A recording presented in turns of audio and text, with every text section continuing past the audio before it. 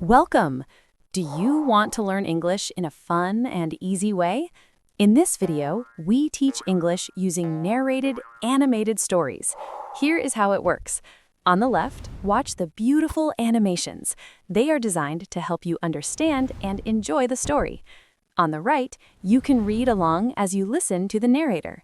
When we reach a difficult word, don't worry. A box will appear at the bottom with a simple definition and an example to help you learn. Let's get started. A long time ago, in the year 1863, a baby boy was born in a small place called Michigan. This was during the American Civil War, a very violent time. At that time, horses pulled almost everything that moved on the roads. This boy was named Henry Ford. He was the first of 6 children. His family had a successful farm. No one knew that this boy would one day change the entire planet. He would change how people travel, how they work, and how the global economy functions. However, Henry was not a great student. He hated reading and did not do well in school. Henry was very different from other children. While his siblings followed the farm routines, Henry always thought about machines. He loved to understand how things worked. By the time he was 12, he had his own small machine shop. He spent all his spare time there. When he was 15, he built his first steam engine. He had a special instinct for machinery. He especially loved watches. He fixed his first watch at 13 years old. He continued to fix watches for fun for the rest of his life. For young Henry, the farm felt like a prison of soil and seasons. He hated it, but not because he was lazy. He was simply bored. Farming was slow, hard, and repetitive work. It was done the same way for hundreds of years. His mind was relentless and always wanted something different. He could not stand the slow pace of rural life and the endless cycles of planting and harvesting. When Henry was 16, he made a life-changing decision. He decided to leave his home and his father. This was an act of rebellion. He did not want to spend his life on a farm. He left on foot and walked to the city of Detroit. At that time, Detroit was a noisy place, full of machine shops. He wanted to find a job where he could use his mechanical skills. He was walking toward an unknown destiny. This journey would either make him a success or break his spirit. He left the quiet fields for the dark, loud factories, starting a fundamental shift in his life that would eventually change the world. The first car. Henry Ford got a job as an engineer at the Edison Illuminating Company. This job was very important because it gave him the tools and time he needed. Henry was not interested in steam engines anymore. He thought steam was too heavy and dangerous. Instead, he wanted to use a smaller, more powerful engine. Henry began his experiments at home. He spent many late nights in his tiny kitchen. He built a small engine on a wooden table. This was an internal combustion engine. It was a difficult process, but he did not give up. In June 1896, he finally finished his first vehicle. He called it the quadricycle. It was not a car like we see today. It was a light contraption that weighed only 500 pounds. It had a simple frame and 4 bicycle wheels. It was fragile, but it worked. It proved that a person could travel using their own power and control. During this time, Henry met his idol, Thomas Edison. At a company dinner, Henry explained his ideas for the automobile. Edison was very impressed. He banged his fist on the table and told Henry, "Young man, that's the thing. You have it." For Henry, this was the ultimate validation. He knew now that his dream was possible. He wanted to build a car that was not just for the rich, but for every ordinary person. However, building a great machine is different from building a great company. Henry tried to start his first business, the Detroit Automobile Company. He spent too much time trying to make the car perfect. He changed the design over and over again. This made his investors very angry. They wanted a product they could sell immediately. Because of this, the company failed and went into bankruptcy. Henry tried again with another company, but that also failed. He had the ideas, but he did not have the business skills yet. His early years were full of mistakes and lost money. Would these failures ruin his life, or would he learn how to win? In one famous race in 1901, his car, called Sweepstakes, won against a top competitor. This victory brought him a lot of attention. New investors saw that his engines were powerful and reliable. In June 1903, he finally started the Ford Motor Company with 12 investors. For a few years, Ford made different types of cars, but Henry had a bigger dream. He did not want to make expensive toys for rich people. He wanted to make a car for the masses, farmers, teachers, and factory workers. In 1908, he introduced the Model T. This car was not fancy.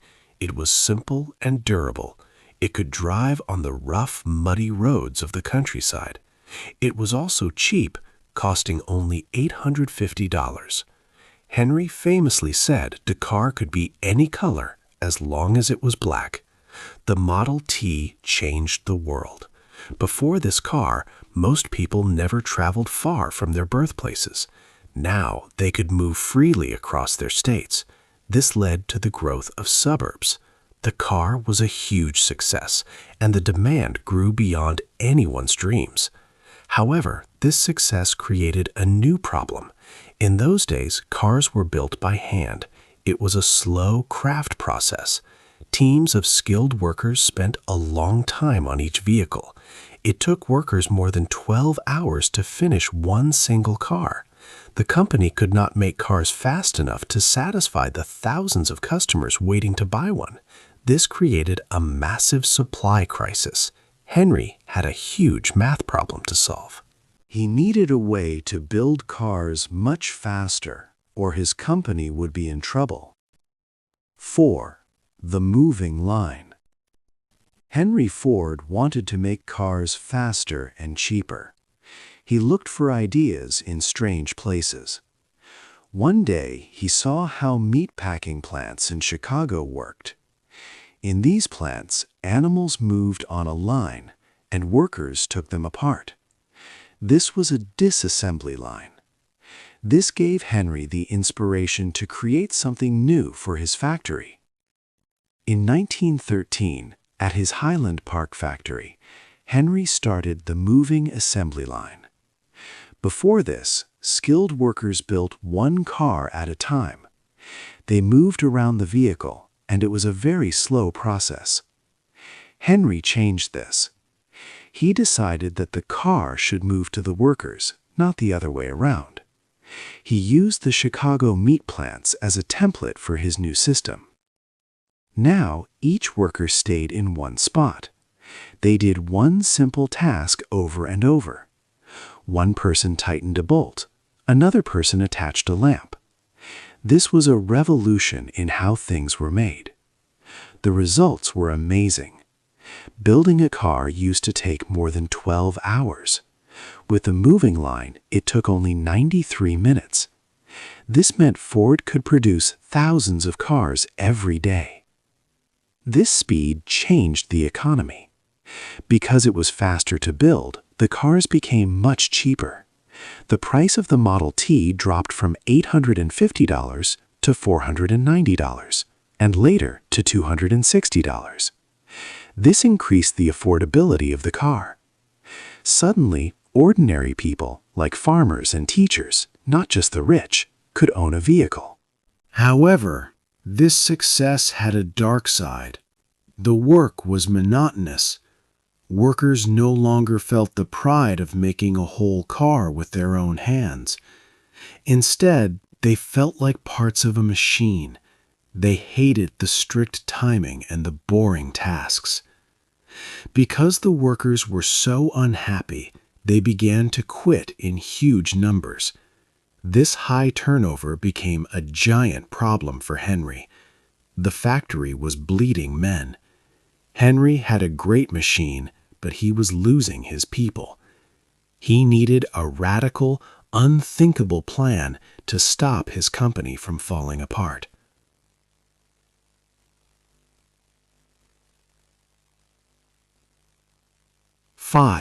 The $5 day.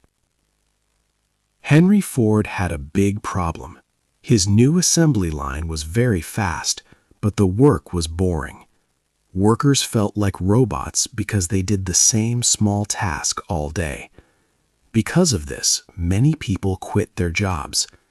This high turnover was very expensive for Ford.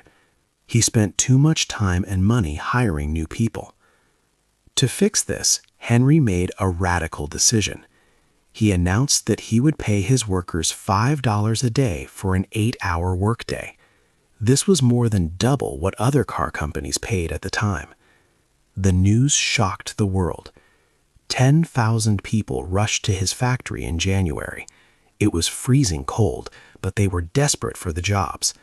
Some people even started riots in the snow. The company had to use fire hoses to push the crowds away. This amount of money for a factory worker was unprecedented. However, this money was not a simple gift. It was a profit-sharing plan. Workers received a base wage of about $2.30. To get the rest of the money as a bonus, they had to follow strict rules. Ford created the sociological department. This department sent spies into the workers' homes. These spies checked if the workers were drinking too much alcohol or if their houses were clean. They even asked about their marriages and personal morality. Many workers found this very intrusive. They liked the money, but they hated the spies in their living rooms. Ford believed he was a benevolent leader who was helping his workers live better lives. In reality, he wanted to control them. Eventually, Ford stopped the sociological department in 1921. But his decision changed America forever. Other companies had to raise their wages to keep their own workers.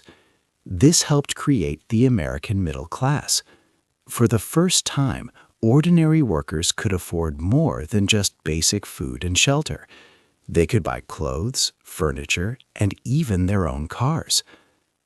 While Ford solved his worker problem, his own mind was beginning to change.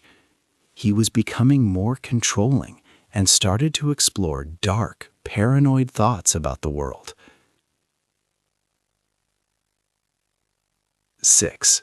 The dark secrets. Henry Ford had a tragic double life. He told the world he loved peace, but he secretly held very dangerous and hateful ideas. He did not keep these ideas a secret for long. In 1918, Ford bought a newspaper called the Dearborn Independent. He used it to push anti-Semitic ideas.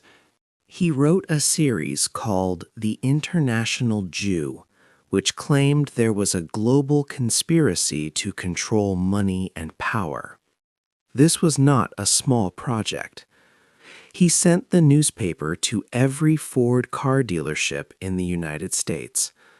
Sometimes, when a customer bought a new Model T, a copy of this hateful paper was waiting on the seat.